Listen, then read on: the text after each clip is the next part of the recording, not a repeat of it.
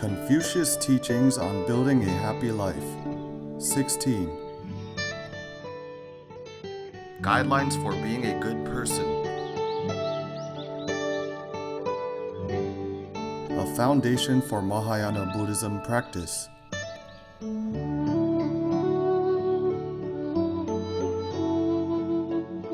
Validated by Master Jin Kong.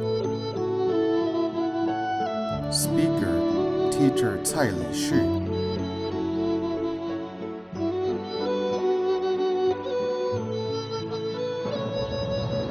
Elaborating Di Zi Gui in detail. 16. Hello, my friends. Good evening. I can see many familiar faces now because you have been coming here every night. It means that you have come here right after work and dinner, or even without dinner. Confucius said that there are 3 treasure troves for a person to acquire knowledge and truth. They are wisdom, benevolence, and courage. As the classics state, being enthusiastic in learning is to draw close to wisdom. To practice diligently is getting close to benevolence. And to have a sense of shame is being near to courage. As long as one is keen to learn, one will not be far away from wisdom. When we practice the saints and sages' teachings, we will gradually feel the sages' intention as well as other people's needs, and thus bring about our heart of benevolence and empathy.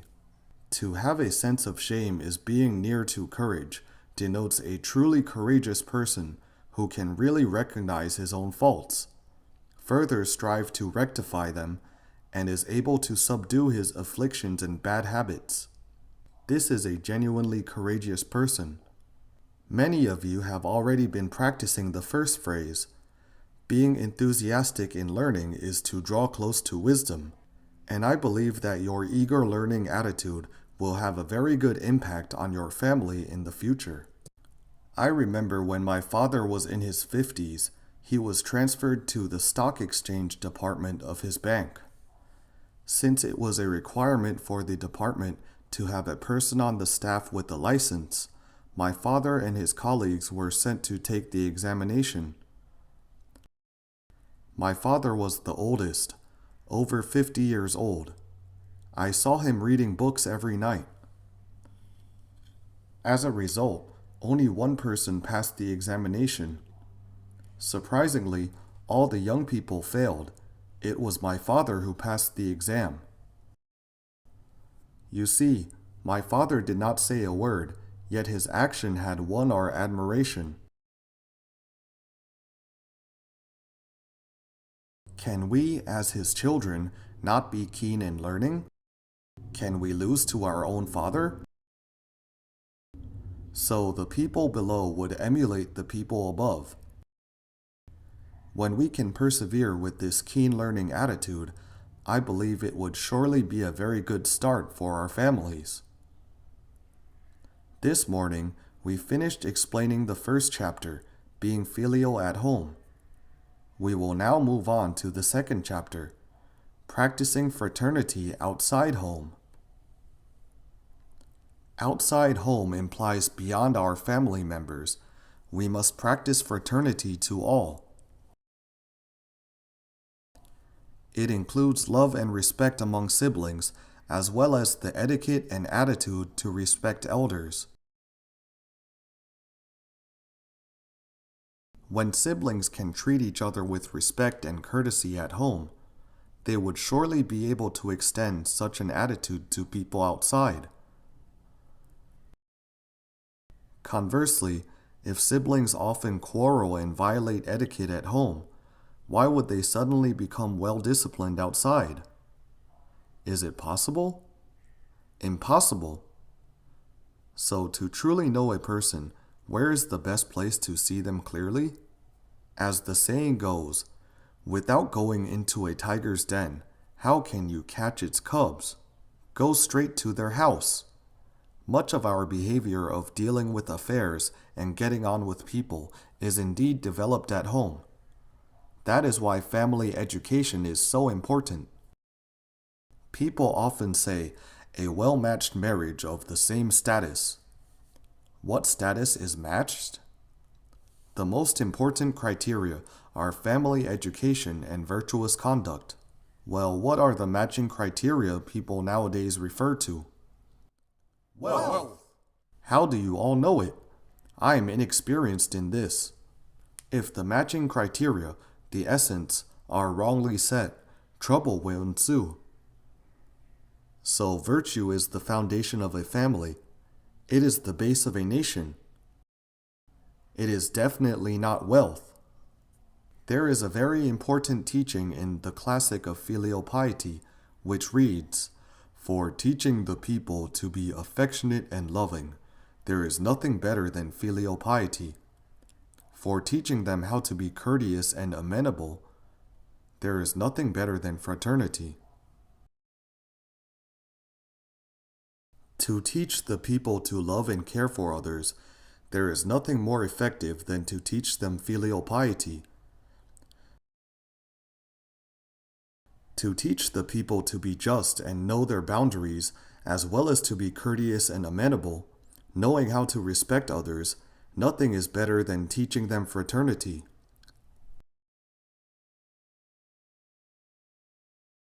So this fraternity also includes the teaching of etiquette. Confucius also said, "If one does not learn etiquette, it will be hard for him to have a foothold in society." A person who is discourteous will very likely lose his standing in a group. As aforementioned in previous lessons, I had developed a habit since childhood.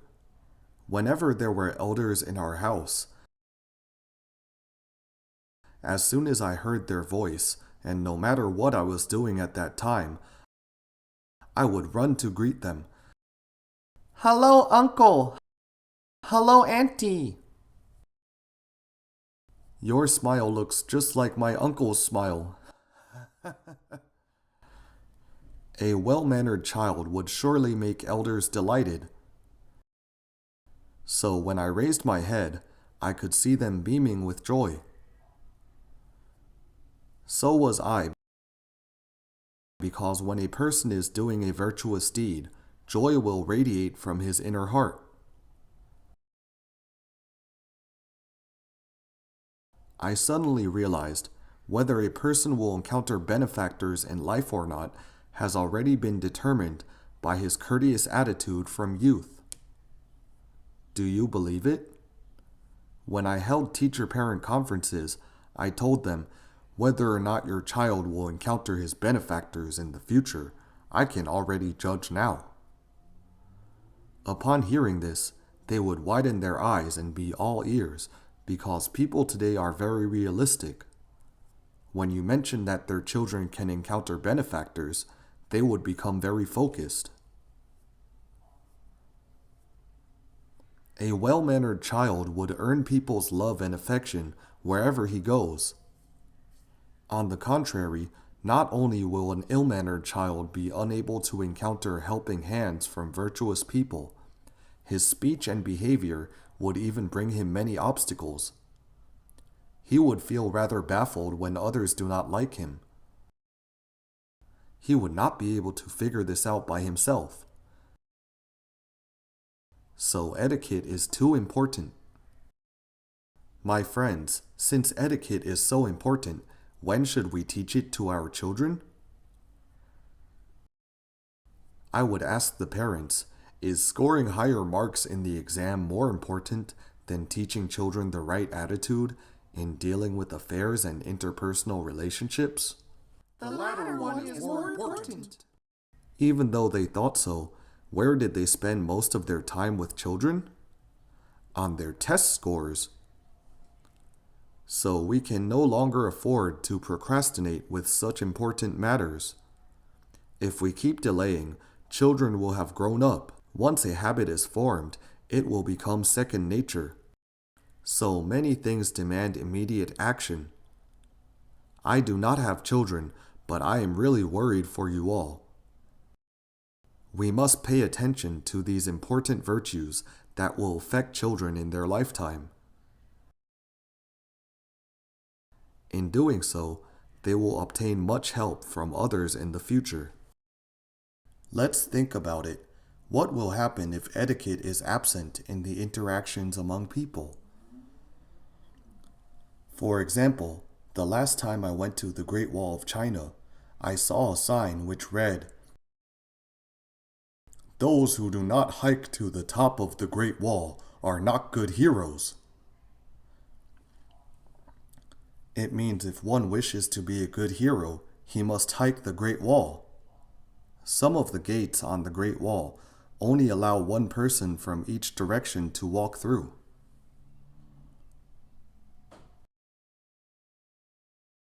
As people were passing through the gate, many of them did not follow the rule and ran through the opposite path. What happened then? The whole crowd was jammed inside the gate. Upon seeing this situation, our teachers knew this would not be good. Since the people in both directions outside of the gate did not know the situation, they would continue to push forward. Eventually, something bad might happen. The teachers immediately stepped forward and started to direct the traffic, asking those who had tried to jump the queue to line up quickly. People looked at us and thought that we were from the Great Wall's management office. Sometimes when it is necessary for us to stand forth, we must do so. Otherwise, what would happen? The situation might become too bad to reverse, even if you had intended to do it. So timing is very important. The traffic eased later. Indeed, without etiquette, people would selfishly seek personal interests, and conflicts might happen. One time, on the way to Tianmu Mountain in Hangzhou, China, to give a 5-day lecture, we were driving up the mountain road and saw 2 cars heading towards us. We took the initiative to drive to the side to let the 2 cars go first. Since there were 2 cars, we waited for the first car to drive by. The people in the first car were very happy and waved to us. We also waved to them. When one is courteous, he will make others feel very comfortable, as if one is bathing in the spring breeze. It is totally worth it. Why not do it? And then we waited a while for the second car to pass by, but it didn't. We were wondering why and sent a person to check. It turned out that the second car had parked by the roadside, waiting for us to pass. We then drove past the car. The people in both cars were all beaming with elated smiles. When people are so courteous and respectful to each other, a pleasant vibe will fill the air. Before we reached the mountaintop, we had already experienced the local people's nature, simple and unadorned. We can always verify through our lives. Only when we know how to practice courtesy and concession can we then make our lives smooth with no traffic jams, no conflicts. So, for teaching people how to be courteous and amenable, there is nothing better than fraternity. Let's begin to implement fraternal love and etiquette in our own family. Next, let's read one paragraph of the text. The older children should be friendly, and the younger ones should be respectful. When siblings get along harmoniously, filial piety already exists in their actions. When I do not value wealth much, where will resentment come from? When I hold back and do not speak hurtful words, the grudge will naturally die out. The older children should be friendly, and the younger ones should be respectful. Siblings are connected branches that were born from the same energy and root. As the saying goes, blood is thicker than water. Born of the same parents, siblings are most likely to accompany us the longest on our life's journey. Zen master Fa Zhao once wrote a verse to describe brotherly love. Being born of the same energy and of connected branches, yet prospering separately. Do not hurt each other's feelings by tiny bickering words. We get older every time we see each other. How much time is left for us to be siblings? Only when forbearing each other can siblings live together in peace. Never should we argue over trivial incidents. Now having children who become siblings with each other, we must leave a good example for them and our offspring. Being born of the same energy and of connected branches, yet prospering separately. Siblings are similar to the branches that extend from the same tree. Do not hurt each other's feelings by little bickering words.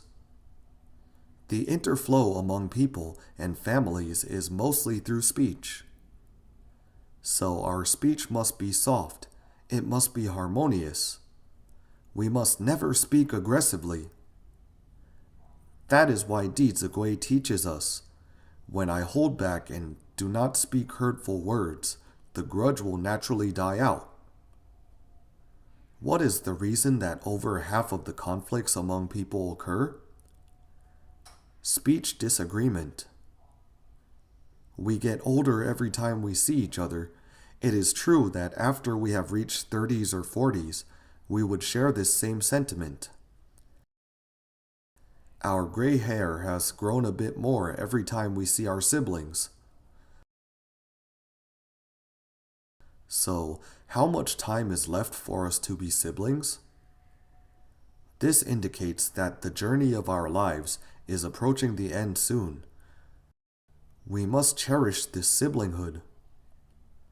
So, to live together in peace, siblings must practice forbearance and modesty. Never should we argue over trivial incidents. We must not argue over petty matters. Now having children, our siblings now have their own children, who become siblings with each other. As the older generation, we must set a good example of siblings' love and respect, so that our descendants would have a precedent to emulate. This poem, written by Master Fa Zhao, is worth appreciating meticulously. This poem reminded me of Teacher Yang's words. She once told me that siblings are indeed born of the same energy and are connected branches. She would think of ways to make her father happy and delighted.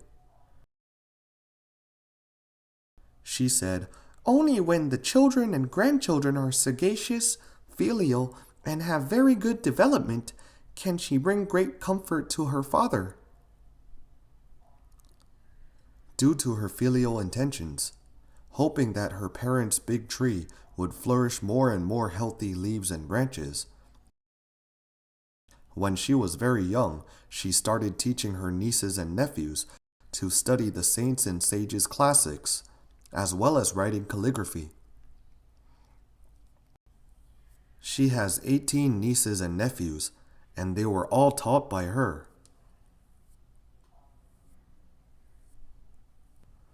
Because of her filiality, the next generation of her family was very outstanding. Many of them are teachers and a few are doctors. Indeed, for a family to have good fortune, what must the elders do?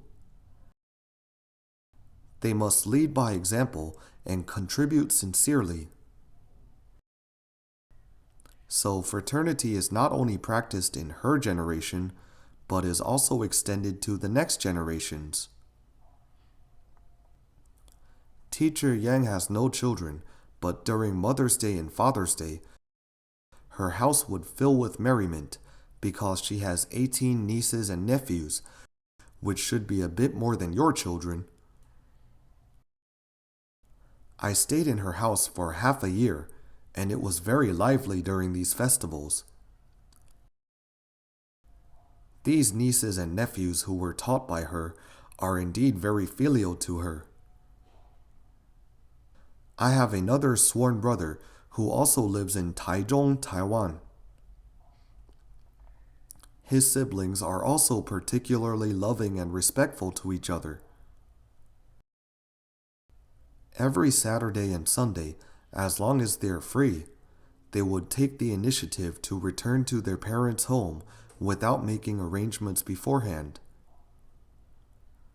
Because his father passed away in their early lives, for the rest of his mother's life, she was accompanied by her children. His mother passed away a few years ago, and I went to attend the farewell ceremony.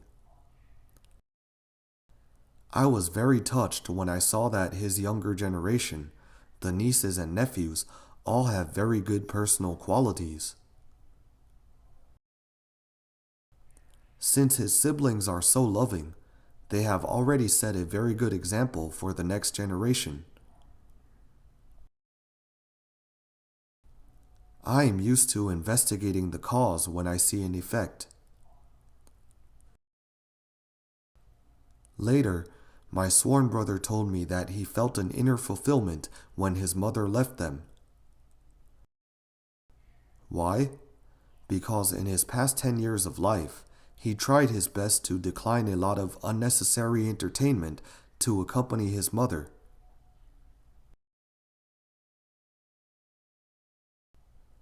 When his mother passed away, he felt very comforted because he had made the right choice. So when siblings are respectful and loving to each other, they would surely be able to set a good example for the younger generations to follow. The fraternal love and affection of people in ancient times has also moved many people to tears. During the Jin dynasty, there was a little boy named Yu. It happened that there was an epidemic in their village. Some of his siblings had already died, while another sibling was bedridden. All his elders wanted to bring the other children away from that place immediately. But Yu refused to leave. He said, "I cannot leave my brother here unattended." His elders urged him again and again, saying that it was too dangerous to stay, and they should all leave. He said to his elders, "I was born unafraid of sickness. Please let me stay." Unable to change his mind, the elders left. Such a little boy personally boiled medicine for his brother. Very often at midnight, he felt so sad and would cry bitterly in front of his departed sibling's altar. Owing to his fraternal love and care, his brother miraculously recovered. My friends, how could his brother's disease be cured? Such affectionate love and care would surely boost his brother's immunity. When dealing with a virus, Chinese people do not fight with it or go against it. Instead, they call it detoxification, not disinfection. When our mind is very pure, naturally the virus would be slowly transformed. So a loving and compassionate heart can help detoxify the virus. Later, when his elders and parents returned and saw the two brothers were still alive, they were very happy and comforted. From Yuguan's example, we can deduce that he must have studied the books of saints and sages despite his young age. In his value and perspective of life, there was one thing more important than life. What was it? The duty of morality. That's why a virtuous person will sacrifice his life to accomplish benevolence and uphold righteousness. Because in the heart of saints and sages, the duty of morality is more important than their own lives. Due to their selfless intentions, there were very inspiring and touching stories written and passed down throughout thousands of years. Many of the stories also had a perfect development and ending. This is about Yuguan's attitude towards his brother in the Jin dynasty, whereby fraternal affection surpassed his own life. During the Tang dynasty, there was a great minister named Li Ji. Actually, his original last name was not Li, but Xu. Due to his great contribution to the country, Li Shimin conferred on him the national surname of Li. Hence, he was named Li Ji. We mentioned Emperor Taizong this morning. He truly honored the virtuous people and had done a very successful job. Once, Li Ji fell sick, and the imperial doctors said that a man's beard was needed for inducing the medicine to function. When Emperor Taizong heard, he immediately took a knife to trim part of his beard and gave it to the doctor. What happened when the news of this incident spread to Li Ji's ears? Being extremely moved, he immediately knelt before the emperor to express his deep gratitude towards the emperor's heart-to-heart trust and care. This really illustrates the hero cherishes a hero. Apart from being a loyal minister, Li Ji was definitely a filial child and a loving sibling, because we know that a person's virtue is established on filiality and fraternity. At that time, Li Ji was already very old. He had an older sister who happened to fall sick. When he went to visit his sister, he saw her cooking porridge.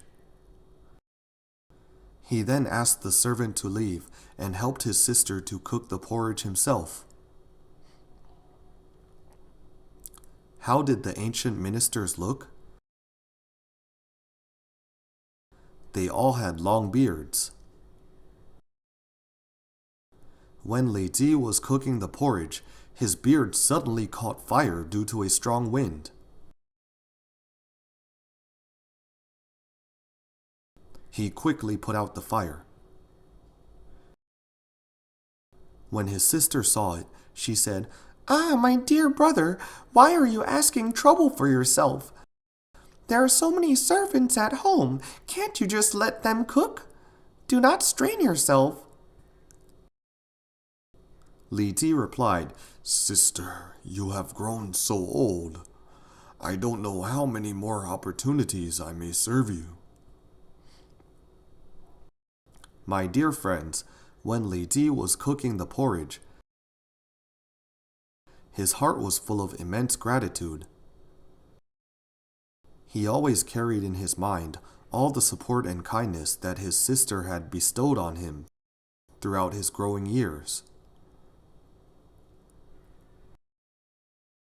I am also very fortunate to have two older sisters who took great care of me.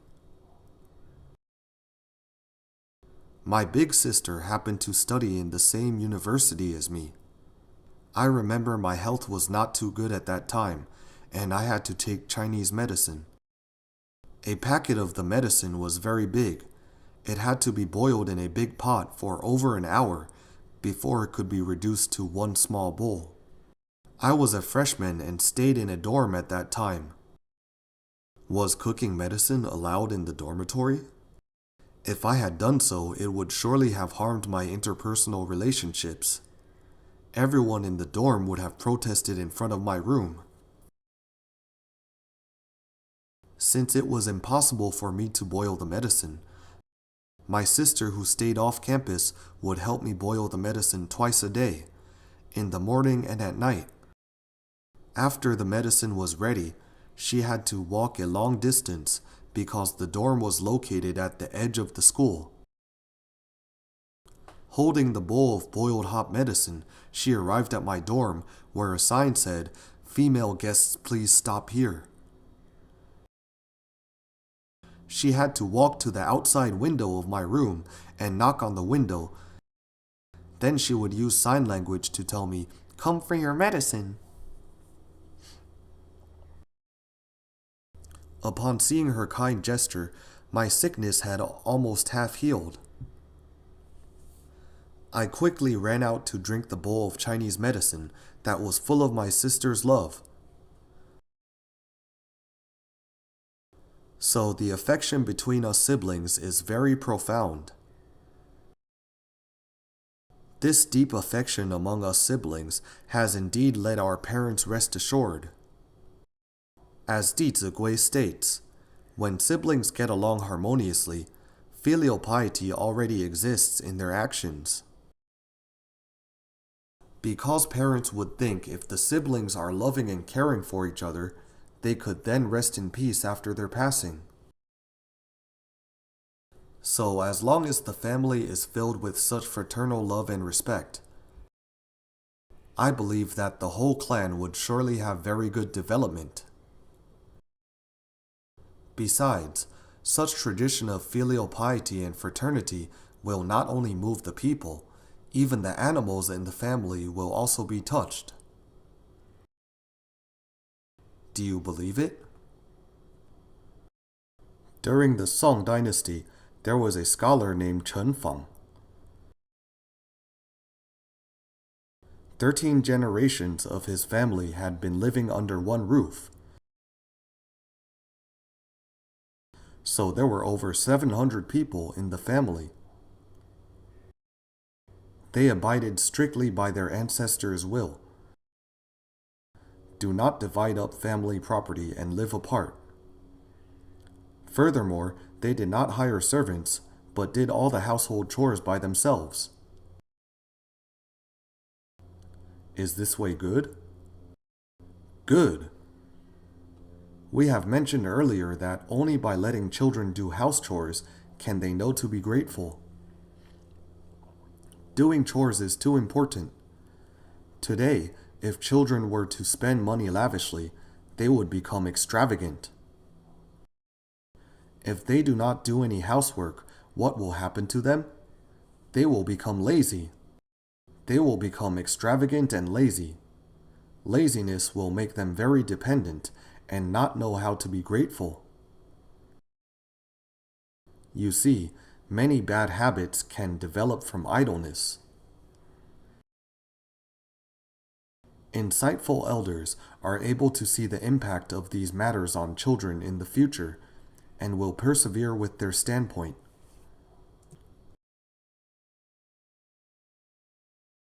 Mr. Zheng Guofan was considered to hold the highest ranking official position among the Han people in the Qing dynasty.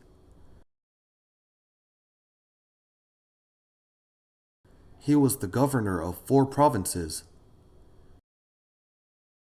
Despite his high position, he had set a family rule.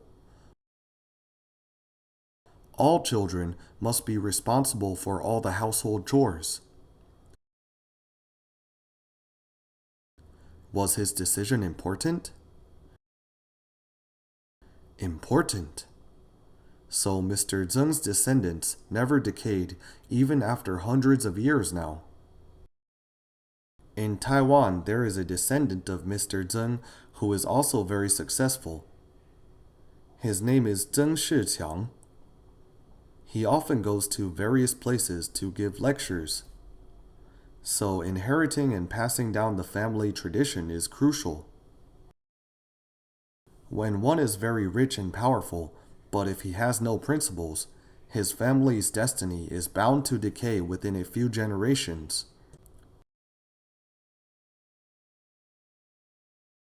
When we study the posterity of Lin Zexu, Zheng Guofan, and Fan Zhongyan, you will certainly find out that their family roles are indeed very far-sighted. Family tradition and destiny that often failed in 2 or 3 generations were mostly those of businessmen. Because when one is rich, they would think what is the greatest? A saying goes, if you have money, you can make the devil push the millstone for you. This saying is wrong, because when one is rich, he would look down on the intellectuals. They would say, it is no big deal that you have studied so much, because you do not live a better life than me. So very often, by whom would such a bragging attitude be learned? The children will absorb it all. There is a very good book entitled Ways to Preserve Wealth. It teaches us how to truly retain wealth generation after generation. Because it is no big deal if only you can keep the wealth. Even if you can retain your wealth, can you bring it to your next life? You will leave the world empty-handed. There is nothing you can bring with you. How to let your descendants have true fortune and wisdom, that is the genuine capability. Mr. Zheng Guofan's grandson, Mr. Nie Yuntai, lived in Shanghai for a long time. My friends, Shanghai is a bustling city with many extremely wealthy businessmen. Having stayed there for decades, Mr. Nie had seen many tycoons who suddenly collapsed within 1 or 2 generations. One of the businessmen's last name was Zhou. He ran the business of cash loan store and had branches everywhere. He was very wealthy, and his wealth was counted in the millions of silver taels.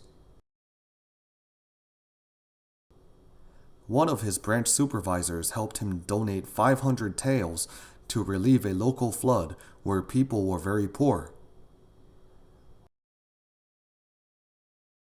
Was donating 500 taels considered a lot when he had millions of taels? Not much.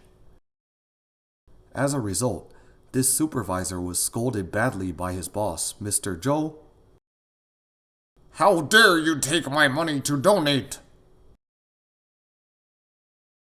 Mr. Zhou said, there is only one way to keep my wealth. So long as it is in my pocket, I will never allow it to flow out, which is only one word, accumulation.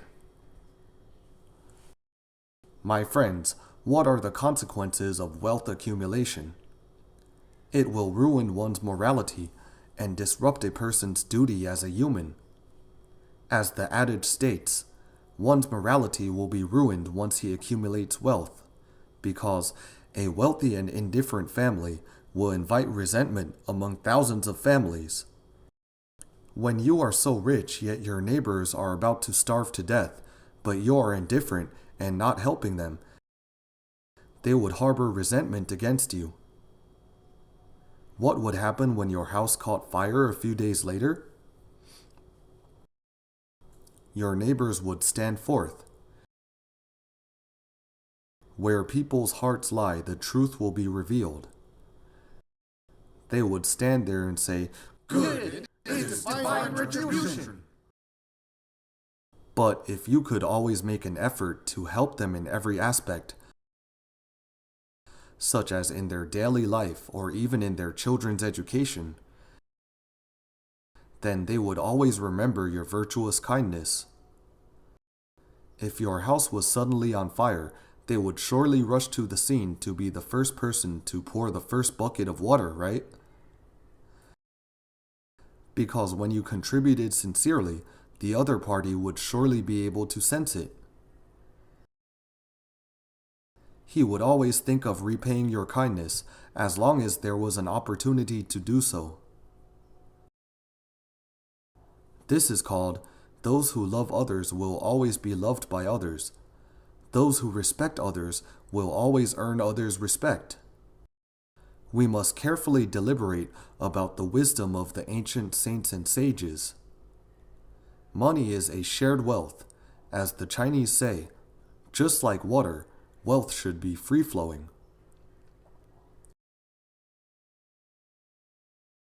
What would happen if water became stagnant? It would stink. If wealth is not flowing, there will be negative effects too. In the early years of the Republic of China, when Mr. Zhou, the businessman, was on the verge of death, his wealth converted to yuan amounted to 30 million. Was he rich? Very rich. As he had 10 children and grandchildren, he divided his wealth equally so that each person received 3 million silver taels. In the end, Mr. Nie Yuntai observed that in just a few decades, these 10 posterity had squandered all the money. Some of them had even started begging in the street. One or two of his offspring were more cultivated, yet also squandered all the wealth. They were already more cultivated, but they still failed to retain their wealth.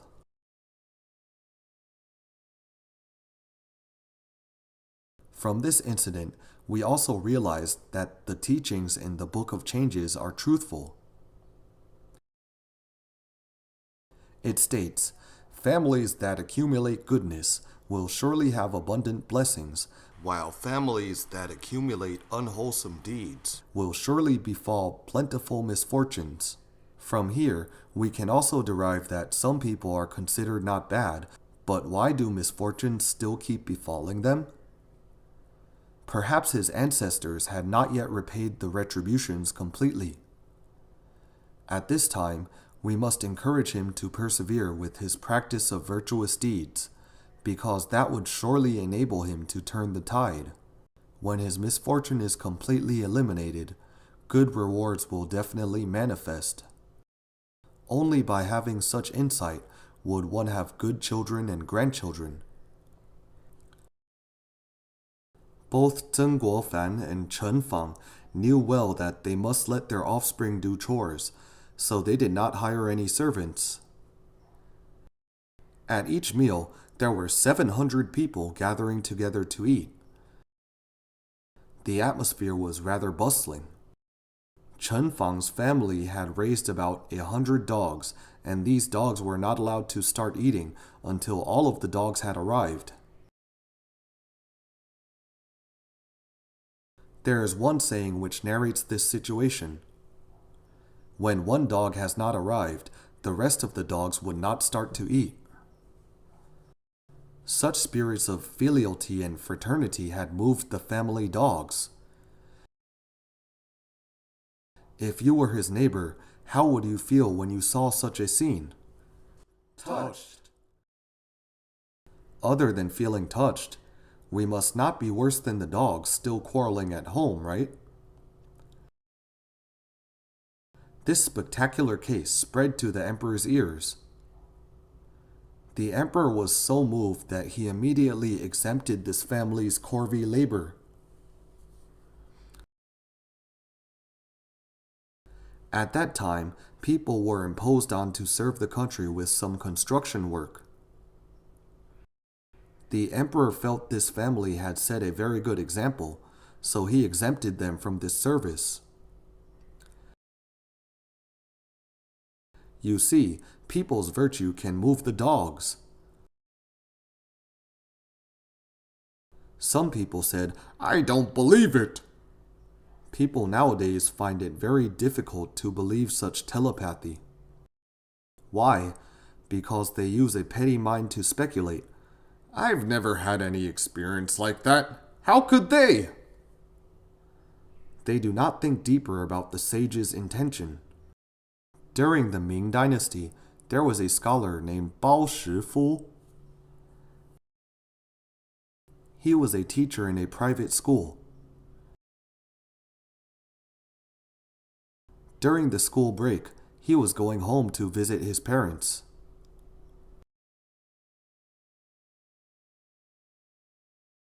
On the way home, he encountered a tiger that attacked him and dragged him to another place for its meal. Bao Shifu did not panic because the ancient scholars knew that life and death, as well as riches and nobility, are predestined. He did not panic when facing death, but knelt down sincerely and said to the tiger, "It is my fate to be eaten by you, but now I need to support my parents, who are already in their 70s. Could you let me fulfill my filial duties first? I will return to let you eat me later." Such a filial heart had moved the fiercest tiger, so the tiger left. The locals then named this place the Hill of Pleading with Tiger. It is to remember that Bao Shifu had pled with the tiger to let him return home to attend to his parents. Even the most ferocious tiger can be moved, let alone the most loyal and sincere dog. Not only can the animals and plants be moved, everything under heaven and on earth can be moved as well.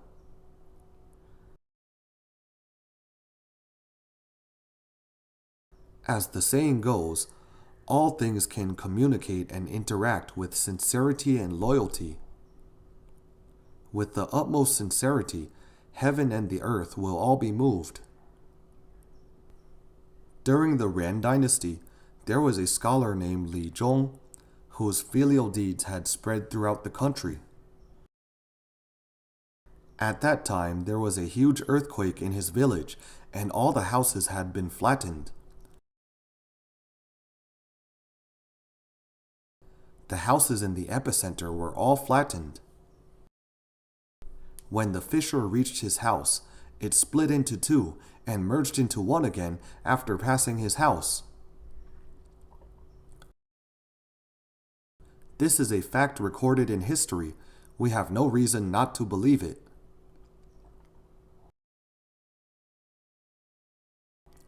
It is mentioned in the Doctrine of the Mean, when misfortune and fortune are coming.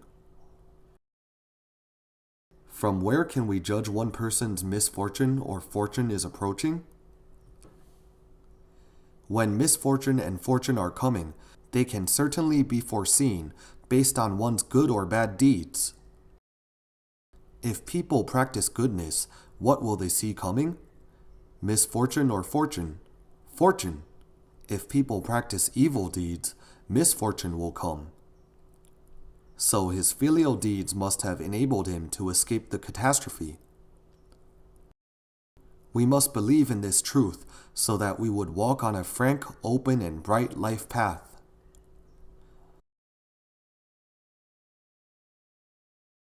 My friends, do you have confidence that you can turn calamities into blessings in life? Do you have confidence? Yes! Good. Give yourself a round of applause. When siblings get along harmoniously, filial piety already exists in their actions. How do we interact with others harmoniously? Let us think about it. Take Chen Fang's family as an example. With 700 people staying under one roof, they were still able to get along harmoniously. How many members are there in modern families? There is already dissension in a family of 3. Indeed, we have regressed a lot. Even before they have children, the couples have already started quarreling to the extent that some are unable to reconcile with each other. So you see, Chen Fang's family of 700 people were able to accommodate each other.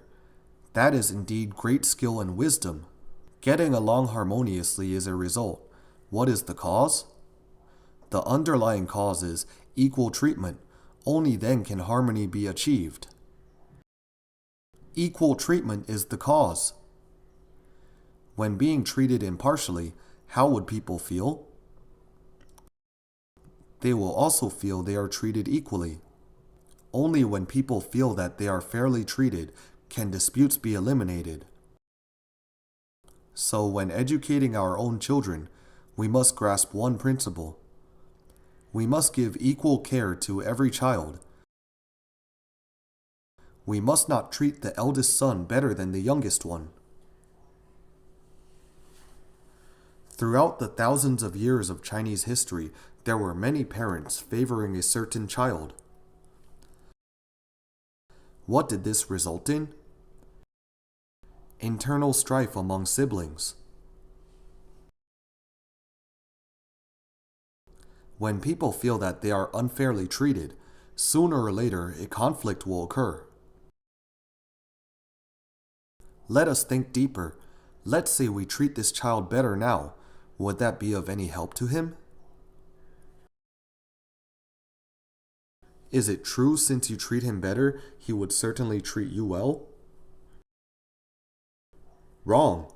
When you spoil him, he would become increasingly selfish, so you are harming him.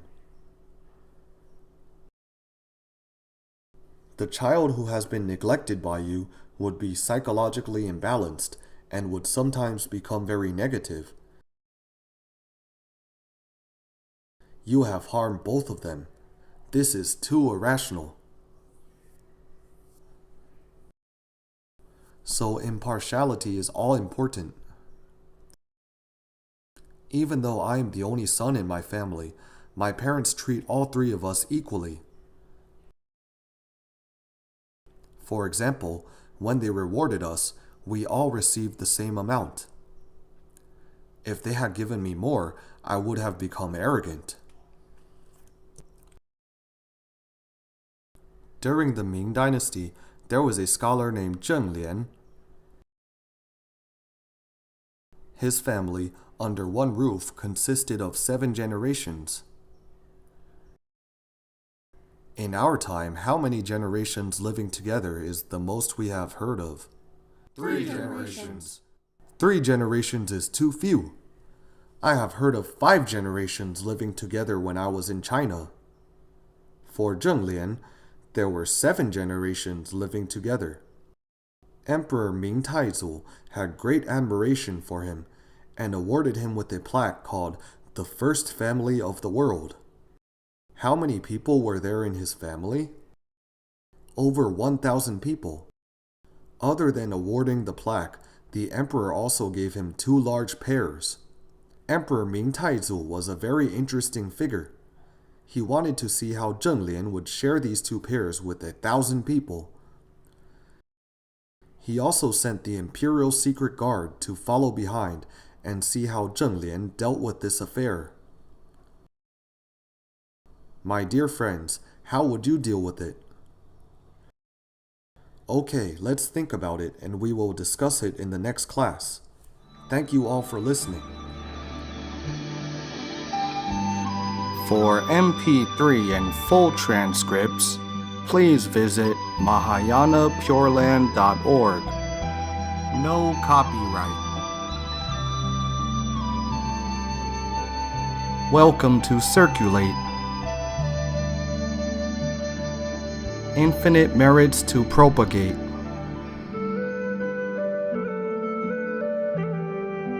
Filial to parents, respect to teachers. See you again.